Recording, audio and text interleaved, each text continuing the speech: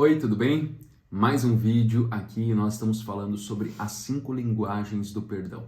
Eu e a pastora estamos gravando esse vídeo para nós e para vocês, para que nós juntos possamos aprender, nos relacionar da maneira certa e crescer nos nossos relacionamentos. No vídeo anterior, eu e a pastora falamos da primeira linguagem do perdão, que é a manifestação de arrependimento. E essa manifestação de arrependimento, essa linguagem, é centrada em duas coisas. A primeira é a solução de um problema, né? Então, tu está expressando para a pessoa que você errou, tu está expressando para ela que você se importa com a situação dela e que você quer ajudar ela a resolver aquilo, você está se fazendo presente. E segundo, você está se mostrando solidário à dor que você causou. E isso é muito importante, ficar muito claro para você ao se examinar se essa é a sua linguagem ou a linguagem de algum amigo, algum familiar, você saber como lidar. Então, o principal, na verdade, dessa linguagem, como ela é uma linguagem totalmente emocional, tu precisa se conectar com a dor daquela pessoa, né? Verbalmente, fisicamente, etc, etc. Então, é isso, é se conectar e manifestar solidariedade à dor daquela pessoa. Se você não assistiu, volta lá, assiste o vídeo. Nós vamos criar uma playlist aqui no YouTube para você assistir todos os vídeos. E hoje, nesse vídeo, nós vamos falar sobre a segunda linguagem do perdão, que é... Que é eu errei, tá? A aceitação da responsabilidade. Então, Peraí, tu errou? eu errei. Não, eu acertei, tá certo? Eu errei a aceitação da responsabilidade. Então, enquanto a outra linguagem é importante falar eu sinto muito, nessa linguagem ela é importante que se fale eu errei. O que a outra linguagem puxa muito pro emocional, essa puxa mais pro racional, né? Uhum. Então, essa linguagem, a pessoa que tem essa linguagem como principal linguagem de perdão, ela quer ouvir as palavras eu errei. Ela quer que o outro assuma a responsabilidade. Então, tu não precisa, é uma linguagem mais prática, que não precisa ser falado, porque eu fiz isso, eu fiz aquilo. Não, a pessoa só quer escutar. Me desculpa, eu errei. Obviamente, por quê, né? Eu errei o quê? Eu errei porque eu te fiz de bobo, porque eu te fiz ficar esperando. Vamos usar o exemplo, né, que a gente falou no vídeo passado, que fala ali sobre, que eu falei sobre a pessoa se atrasar. Vamos supor que a pessoa, né, o pastor se atrasou porque teve um acidente no meio do caminho. Aí é justificável, na verdade. Olha, eu me atrasei porque deu um acidente e por isso eu atrasei, te prejudiquei a tua agenda e tal. Mas por que não ligou, né? Então, tipo assim, se aconteceu uma situação que tu causou um dano na outra pessoa, que tu precisa pedir perdão, não adianta chegar justificando.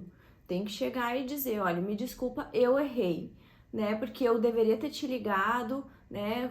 Te atrasei, assumi a responsabilidade do erro e daí depois pode sim dizer, né, tudo que aconteceu e tal, mas o principal é assumir a responsabilidade do erro. Não adianta dizer sinto muito, não adianta falar, né, me desculpa, eu tô muito triste, estou envergonhado por ter te feito passar por essa situação, seja lá qual for, se não assumir a responsabilidade do erro. O autor fala no livro, né, muito sobre algumas histórias, e uma é do casal, que eles não conseguem, os dois pedem perdão, mas eles não conseguem receber o perdão. Porque sempre quando um vai falar sobre perdão, tentar consertar as coisas, ele começa a se justificar, né? E se você for pedir perdão para alguém que tem essa linguagem do eu errei, assumir a responsabilidade, aceitação da responsabilidade, e você começar já se justificando, aquela pessoa vai se bloquear. Ela não vai conseguir receber o pedido de perdão. Então, por isso que a pastora está falando isso, para ficar bem claro para você. Comece assumindo a responsabilidade. Depois você fala. Pelo que eu li, eu acho que, de todas as linguagens, eu acho que essa é a mais prática de todas. É só dizer, eu errei, por isso, por aquilo outro, né? E ponto final. Enfim, claro que é mais interessante que tu use todas as linguagens, que nem ele sugere no final, né? Mas se tu sabe que essa é a linguagem da pessoa, É muito, muito fácil, porque a pessoa entende que tu assumiu a responsabilidade, a pessoa aceita e deu. Ela não vai ficar chovendo no molhado. O processo de restauração é muito mais simples. Mais rápido. Porque a pessoa só precisa ouvir que o outro assumiu a responsabilidade pelo erro. Não, eu realmente errei, me desculpa. Ponto final. Você conhece alguém assim? Você é assim? Espero que pelo menos tenha mais pessoas assim na sua vida, porque vai ajudar muito o relacionamento, porque lógico que se você for orgulhoso e não souber pedir perdão sem se justificar, aí não vai adiantar nada. Eu acho, tem uma parte no livro que ele fala, bem, logo no início desse capítulo, ele começa falando por que a gente não se justifica.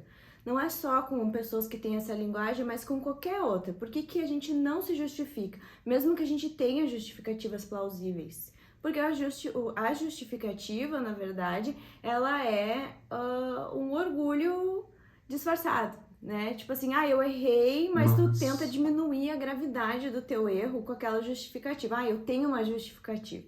Então, geralmente, pessoas orgulhosas têm muita dificuldade de assumir a responsabilidade. E isso é interessante. Mesmo que tu não tenha ninguém na tua vida que tenha essa linguagem, é interessante a gente olhar para dentro da gente e pensar, será que eu consigo, quando eu tenho que pedir perdão para alguém, assumir a responsabilidade?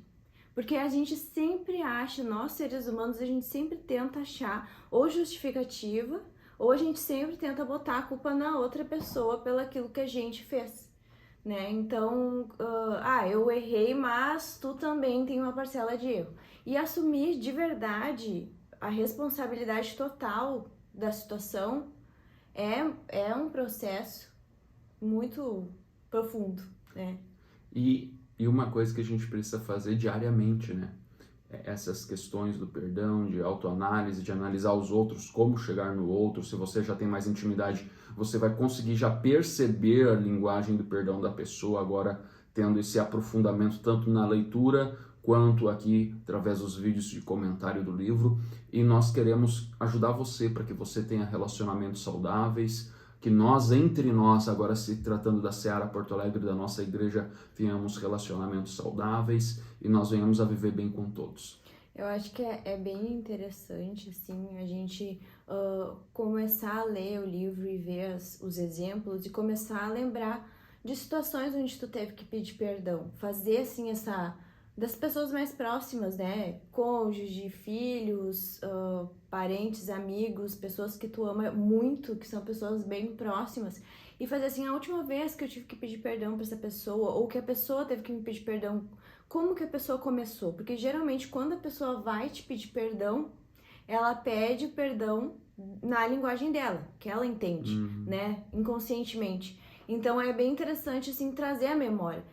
Como que a gente resolveu o último atrito? Porque relacionamentos, quanto mais íntimo, mais atrito tem, mais a gente se magoa, enfim. Então é interessante, assim, enquanto vai lendo o livro, enquanto a gente tá fazendo, assim, tendo essas conversas, pensar um pouco como que a minha mãe, o meu pai, o meu esposo reage quando ele tem que me pedir perdão. E acho que isso vai esclarecendo as coisas. Ajuda, né? a pensar um pouco, né? E é isso aí, né, pastora? Essa é uma das linguagens mais fáceis, né? Não, eu acho que é a mais... Tipo assim, pra quem não tem essa linguagem, é a mais difícil.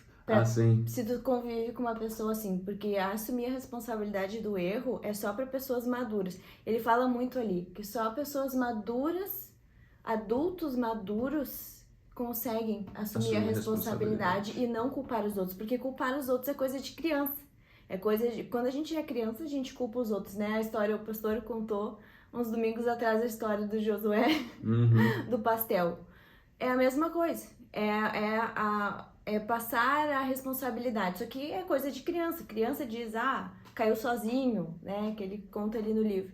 Mas assumir a responsabilidade é coisa de gente grande, né? E nós queremos ser gente grande.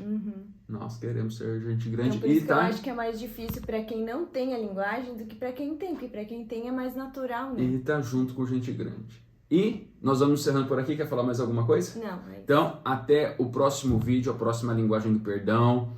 E eu tô curtindo muito fazer esses vídeos aqui com a pastora muito dedicada, organizando tudo. A gente tá tudo. recebendo bastante dúvidas já. Feedbacks. Tá sendo muito legal, a gente tá gostando bastante. Até o próximo vídeo. Beijo, gente.